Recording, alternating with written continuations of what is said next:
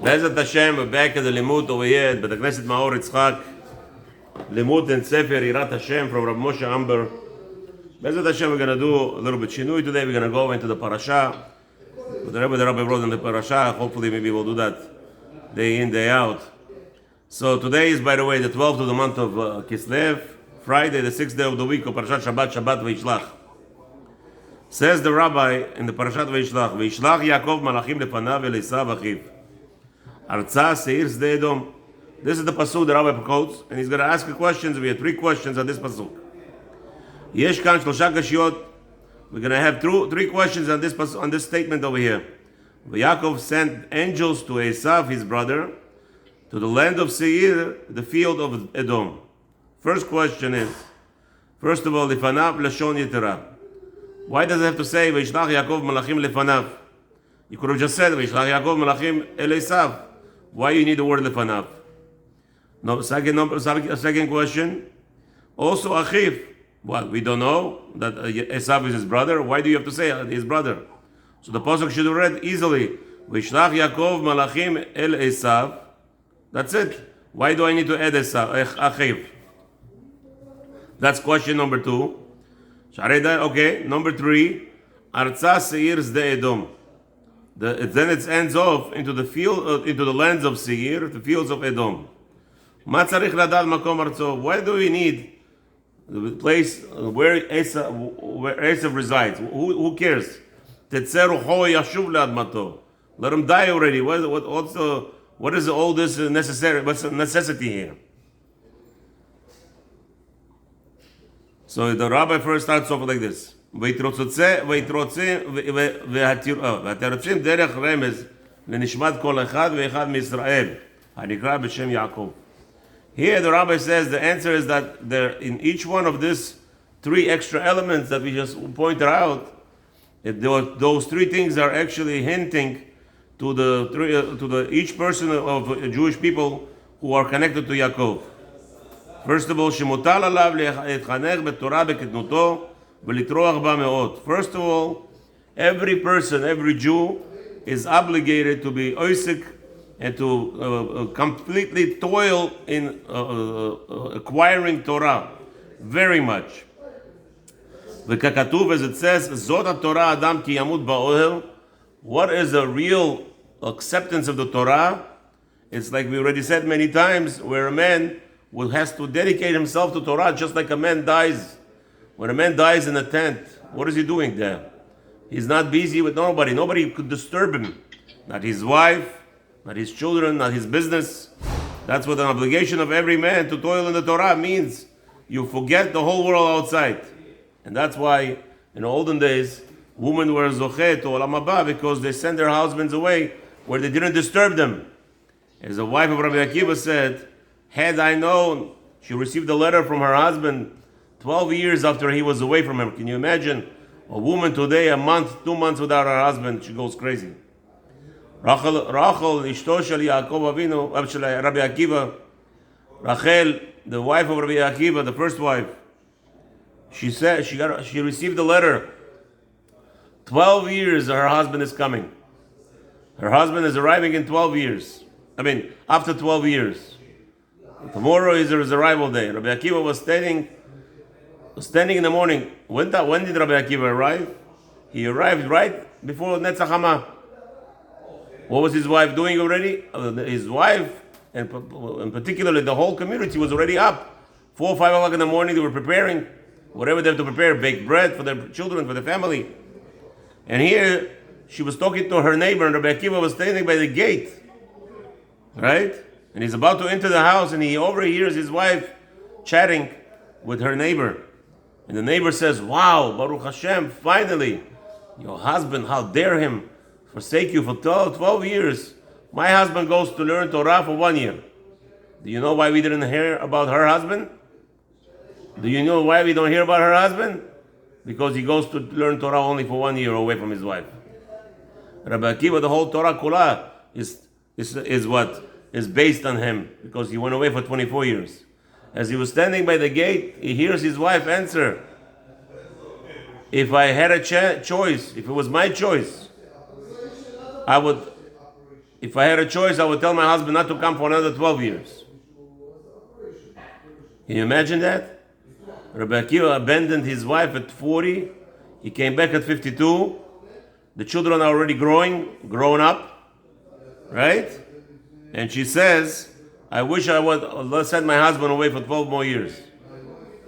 Rabbi Akiva turned around and he left. So all the rabbis are saying, what's happening here? Why? Go in. Spend time with your wife a little bit. Nebuch, how long she waited already? Go. He turns around and he left. And he sent her a letter saying that he was there, but he understood his wife's message and he went for 12 more years. I came back 24 years later, so all the rabbis asking, why? Why don't you go in and say hello? So the answer is very simple. There is no similarity. There is nothing compared. Learning Torah straight for 24 years without any thoughts, without any side effects, without any side ideas. Rabbi Akiva would go home and would be ideal. You know what? Maybe start preparing for Tachatuna of Rabbi Yehoshua, his son. Let's prepare this, let's prepare that. You know, the woman I love to unload. I sit next to my wife sometimes. Whoa! I wish I never sat down. I don't know about you, Reb Zohar. I sit down and I get the whole 9 yards. The whole plan, the whole this and that, and this way and that way. Yeah, but that's what it is. The women, the Baruch Hashem, they love to express themselves. They want to talk to their husbands, right? So Rabbi Akiva, 12 years was learning. Now he comes home. Imagine if he would walk in for that 1 hour, 2 hours, or a day or two. So much information, so much, it would disturb his learning. He would not be the same learning. 24 years straight is much better than 12 years and split in half. So that's what a person should do. Toil completely. A wife should make sure that's the job of every family. Why are we doing toiling in the Torah? Letikun avon etz hada'at shel adam harishon. The knowledge of Torah is not a kunz. It's not special. Good morning. Have a good weekend. Here's our knowledge of Torah is not special. There's nothing special about knowing the Torah. Some people go, wow, this guy knows a lot. This guy knows a lot, right? That's not the importance in the Torah. The important fact of the Torah is how much you toil to get your knowledge. Some person could read in 1 hour, he could understand more than 50. Some person learns 20 hours, right? So what is the desired by Hashem? Obviously, the toiling, constantly figuring it out, trying to more and more elaboration, and that's how we do tikkun avon harishon, the chet adam. שנשמתו של כל אדם ישראל הייתה כלולה בו, that all the Jewish neshamot were included in that of the sin of Adam HaRishon. And now, ולקחה חלק בחטא זה. And so, therefore, that when Adam HaRishon did the chet, all of our neshamot were automatically involved. And now, how do we fix it? By toiling in the Torah constantly. ועל ידי התורה והמצוות מזכך את נשמתו ומשפשף הכתם של חטא זה. So by you toiling and learning Torah constantly and more elaboration and more deliberation and more trying to get into nitty-gritty, that is the way we are actually cleaning the stains that is in our souls from that sin. ואז לא ירגיש בצער במיתה. So now, it says one of the elements why people feel suffering when they die is because they didn't suffer in learning the Torah. It says that when you suffer learning the Torah, you cleanse your neshama and you cleanse your that spot of sin, of the original sin and all obviously other sins that person sins.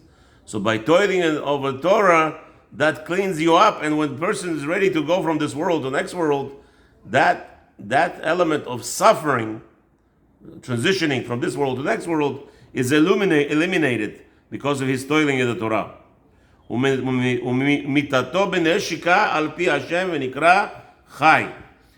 this person, when he dies, it's from kiss of Hashem, and he is called forever living. וכמו שכתוב חכמים המוסר, as our sages taught us the מוסר, הרוצה לחיות ימות.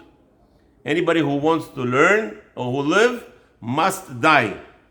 What does that mean? והרוצה למות יחיה. Anyone who wants to die will live. What does that mean? פירושו, הרוצה לחיות חיים נצחיים, חיי העולם הבא.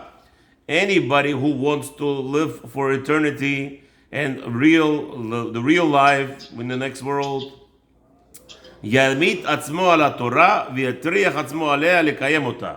A person should kill himself for toil of the Torah constantly and be busy just in that.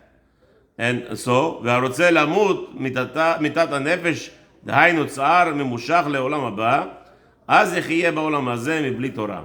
So if a person wants to die in the next world, he should enjoy this world and live as much pleasures as possible, and that will guarantee him that he will not have any existence in the next world. ורשעים בחייהם קרויים מתים, and we know people who are transgressing sins, they are, even while they're alive, they're already called dead. וכל שכן בפטירתם, and for sure, when they finally die from this world. ופלוני שהוא יצר הרע, והוא השטן והוא המלאך המוות. And you have to know that יצר הרע is the one that's Satan, and he's also the angel of death. משפשף את הקטע נשמת ומצערם בקבר. And then he also makes people suffer after they're in grave.